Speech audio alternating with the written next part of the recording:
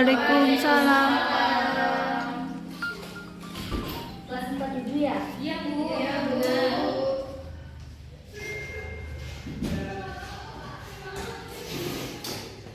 Ketua kelasnya tolong disiapkan. Oke, baik. Semuanya duduk siap. Berdoa mulai. Doa selesai, beri salam kepada Ibu Guru.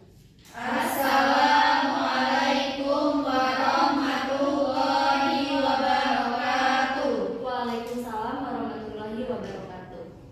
Ini petunjuk benar ya? Iya, Bu.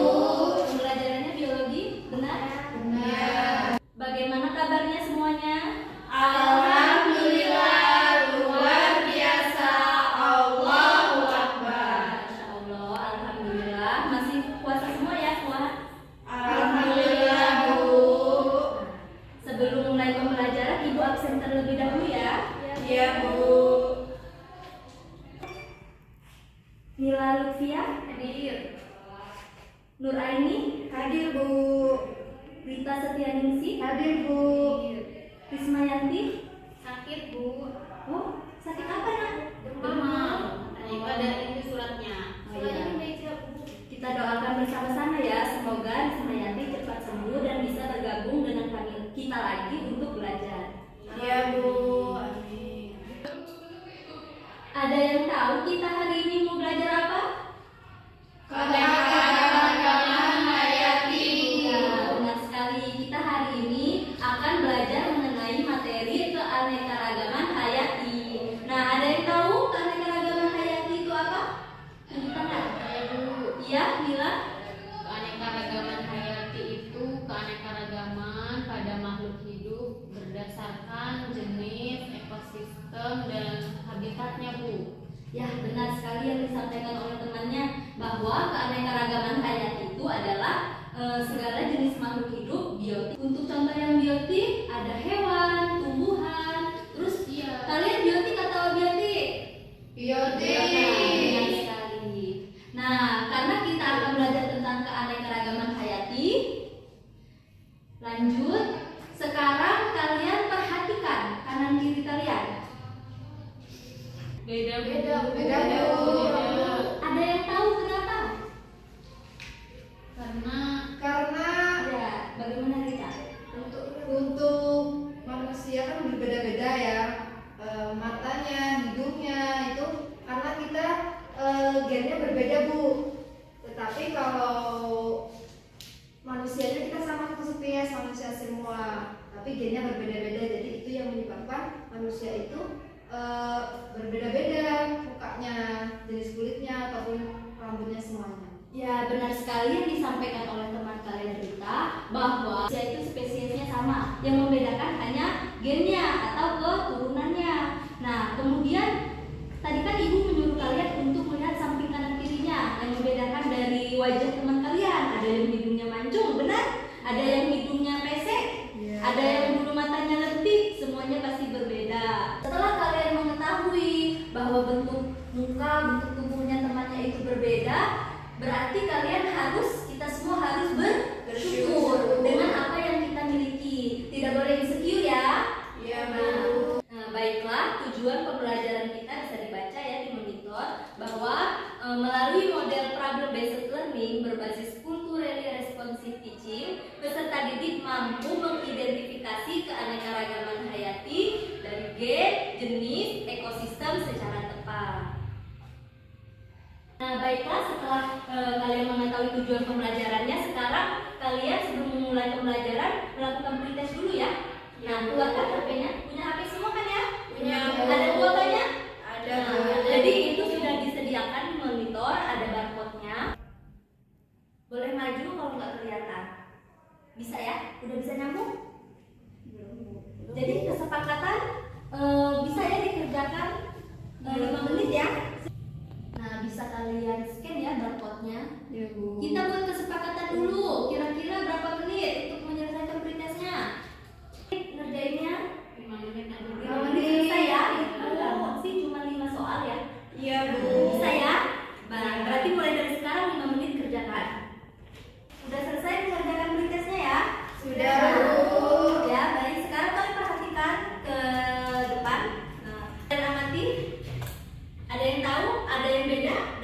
yang bisa menjelaskan? Setelah kalian amati dari pohon aren, kelapa, dan juga pohon pinang. Ayo angkat tangannya. Siapa yang berani? Ibu nilai ya ini. Saya Bu, Ya, silakan Rina.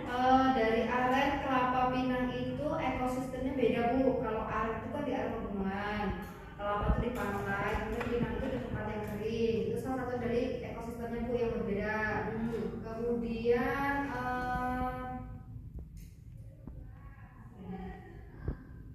Iya, bentuk pohon beda. buahnya bentuknya berbeda Bu.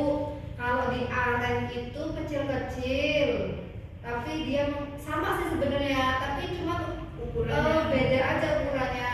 Kalau sistemnya menggerombol sama kelapa juga sama, pinang juga sama.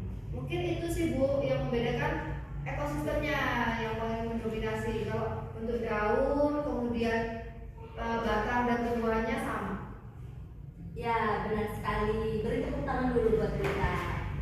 Nah, jadi terlihat ya di gambar itu sudah jelas bahwa aren itu hidupnya ekosistemnya di pegunungan. Jika kelapa itu di pantai, makanya kalau di pantai itu suka sering lihat ya ada pohon kelapa yang panjang-panjang itu.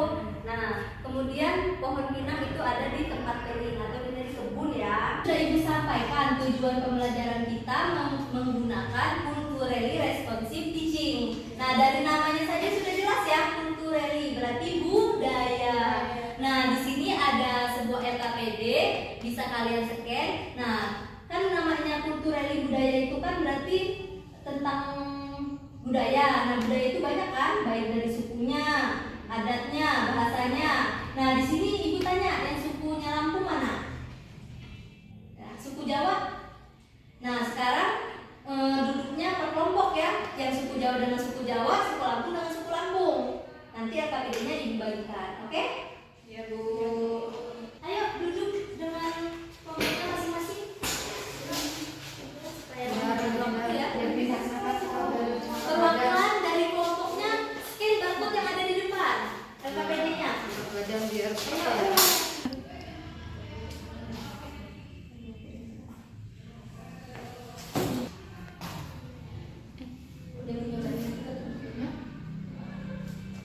Nah,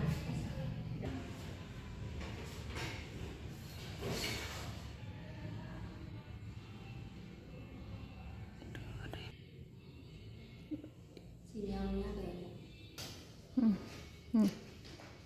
Sudah ya, sudah di scan semua. Nah, sekarang kalian kerjakan secara berkelompok, ini kertasnya dibagikan. Nah, di situ kan sudah ada petunjuknya ya di dalam barcode-nya ya, di dalam LKPD. Sudah jelas? Jika ada yang ingin ditanyakan, disilakan saja bertanya ya. Bu, mau tanya, Iya, bagaimana? ini untuk apa tumbuhannya ini semuanya ya yang harus dicari persamaan dan perbedaannya? Iya benar. Ini kan semuanya udah ada singkong, kentang, jalan gitu kan. Nah, kamu cari lagi perbedaan sama kesamaan apa dari tumbuhan ini. Oh iya ya. Kak Gurman. Bagaimana dengan kelompok yang Lampung? Udah paham? Sudah ada yang Bu, sebutkan? berarti ini tanamannya disebutin apa aja gitu ya Bu ya? Perbedaannya, Perbedaannya, kesamaannya apa? kesamaannya Kalian kan apa? kelompok Lampung ya? Iya. Kelompok itu kan ada ini, ada keseimbangan ya? Iya, ada Iya. apa Bu? Lebih bagus lagi jika kalian mempresentasinya dengan gambar-gambar, oke? Iya Bu. Bisa ya? Paham ya? Iya. Nah, ini udah paham? Paham Bu. Nah, apa tadi tumbuhannya? Apa aja? Singkong. Singkong. Terus Jagung. jagung. Kalian bisa ya Ubi. menyebutkan bersama dan perbedaannya ya. Iya. Tidak ada kesulitan ya. Ya. Nah, nanti kalau misal sulit tanya aja ya. Waktunya untuk pengerjaan LKPD 15 menit cukup ya? Cukup Bu. Nah, mari kerjakan dari sekarang ya. Iya Bu. Gunakan waktu sebaik-baiknya, oke? Iya Bu.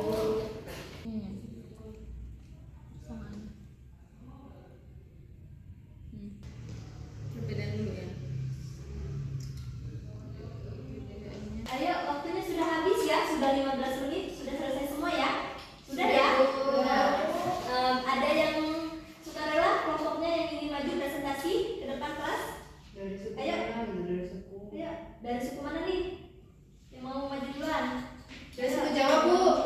Baiklah, dari suku Jawa silakan maju ke depan untuk mempresentasikan hasil diskusinya.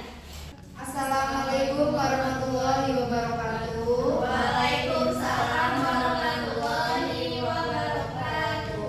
Kami dari kelompok suku Jawa akan mempresentasikan lembar kerja kami, yaitu mengenai tanaman yang ada di Pulau Jawa ya. Salah satunya yaitu ada singkong, kentang, ubi jalar.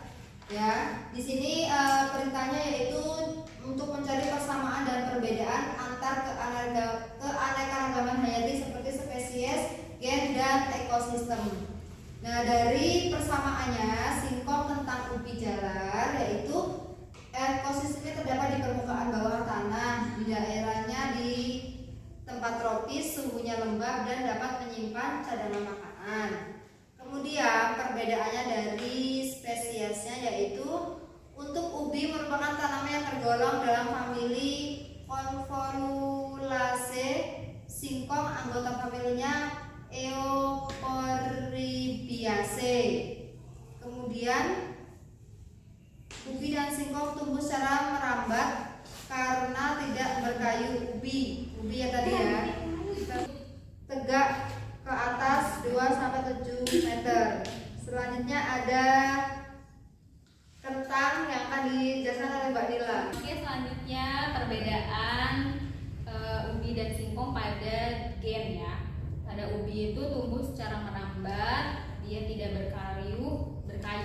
Kemudian kalau singkong itu mengandung kayu sehingga bisa tumbuh tegak ke atas. Kemudian ubi juga memiliki bervariasi warna isinya ya. Kalau gitu warnanya putih, jingga, merah, ungu. Kalau singkong itu hanya berwarna kuning, putih. Selanjutnya ubi ini memiliki rasa yang manis dan empuk. Kalau singkong ini rasanya cenderung gurih dan padat teksturnya. Cukup itu presentasi dari kami, atau apabila ada yang menanggapi atau ingin bertanya dipersilakan. Saya mau tanya kepada kelompok suku Jawa, kan tadi habis dipresentasikan tentang tumbuhan tanaman ya, tanaman singkong sama ubi jalar. Nah, di situ tadi dijelasin bahwa tumbuhan itu termasuk ke tanaman palawija. Itu kenapa? Kok bisa disebut ke tanaman palawija? Terima kasih atas pertanyaannya. Jadi di sini kami akan menjawab berdasarkan pengetahuan kami ya. Jadi kenapa palawija itu berasal dari Jawa ya? Jadi karena emang palawija itu asal usulnya dari tanah Jawa. Oke, gimana? Apakah sudah jelas? Bisa dipahami? Sudah. Untuk ibunya apa ada tambahan dari kami? Baiklah, Ibu mencoba untuk meluruskan ya. Tadi kan pertanyaannya kenapa sih tanaman palawija itu disusunya dari suku Jawa gitu kan ya. Nah, jadi pada zaman dahulu itu ada yang nama istilahnya itu palawija. Udah dari namanya aja udah palawija gitu ya. Itu bahasa Jawa. Nah, dia itu berkembang di Pulau Jawa. Nah, jadi petani di sana itu menanam palawija untuk menggantikan pertanian padi. Nah, jadi ada istilah yang namanya itu pranata mangsa. Nah, udah dari pranata mangsa, dari katanya itu udah bahasa Jawa banget kan? Nah, artinya itu apa? Kalender waktu tanam padi. Kan?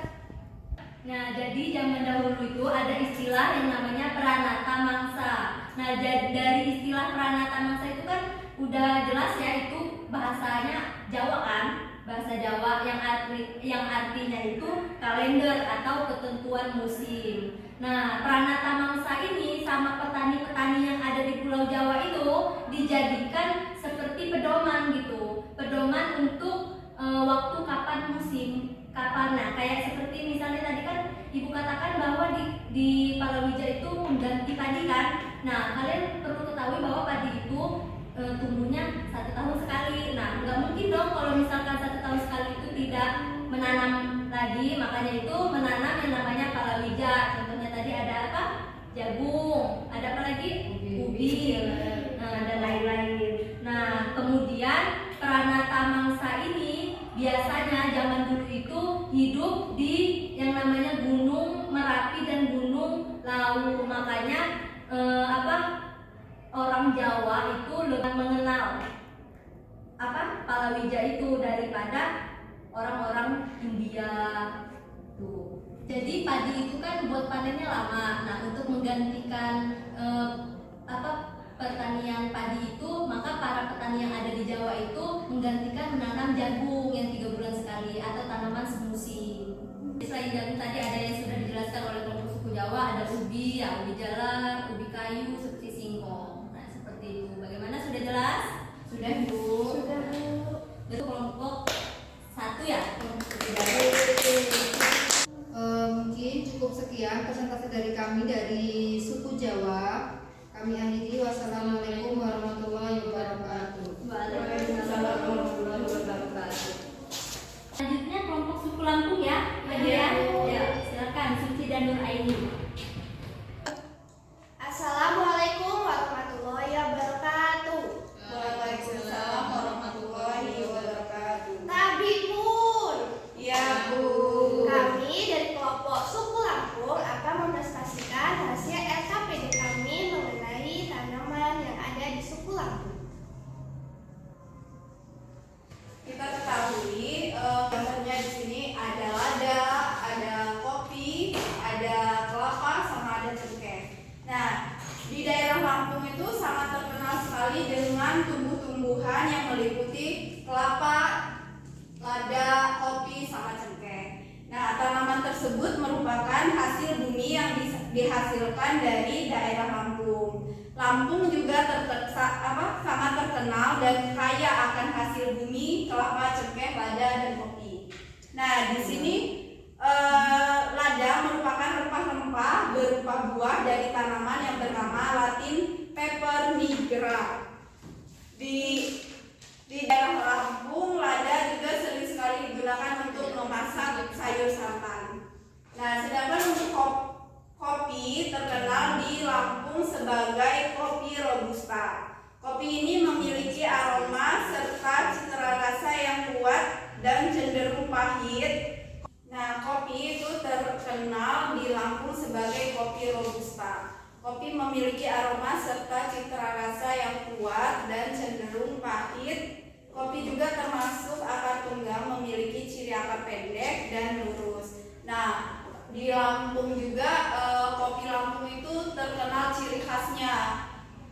Jadi orang yang dari Pulau Jawa itu ingin sekali kalau mereka ada saudaranya mau pulang kampung nih ke Lampung, orang Lampung tapi kan. Jadi mereka itu, aku mau sih nitip kopi Lampung gitu, karena citra rasa kopi di Lampung itu mempunyai ciri khas yang enak gitu. Maka mereka ketagihan akan kopi yang berasal dari Lampung. Nah, untuk kelapa di sini memiliki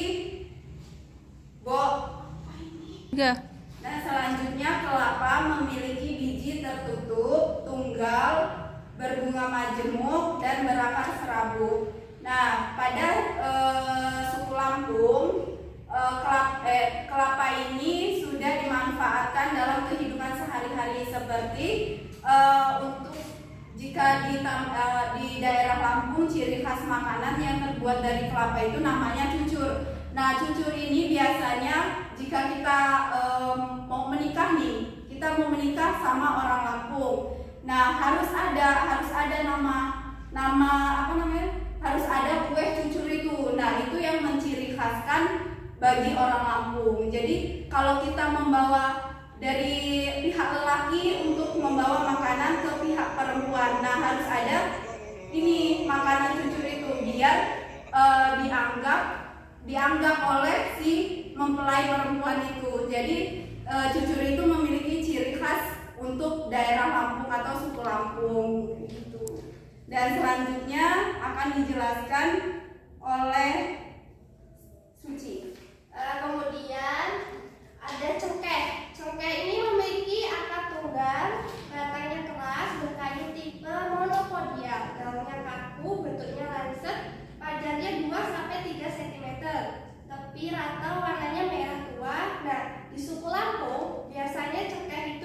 digunakan sebagai masakan bahan makanan.